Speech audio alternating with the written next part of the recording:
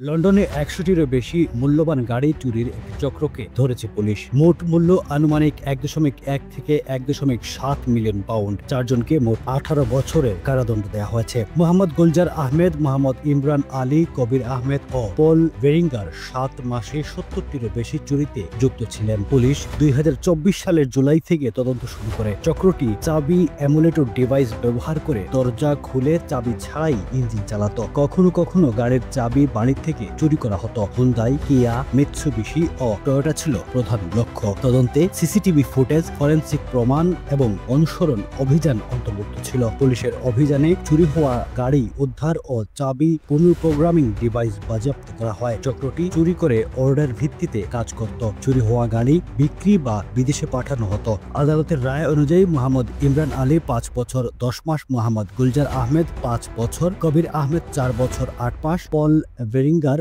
২ বছর ৬ মাস সাজা পেয়েছেন। পুলিশ জানিয়েছে, এই মামলা লন্ডনে যানবাহন চুরি প্রতিরোধে চলমান প্রচেষ্টা ও অপরাধীদের ক্রমবর্ধমান প্রযুক্তি ব্যবহার তুলে ধরে। Running a restaurant? Your food deserves the spotlight. Currywalla Media.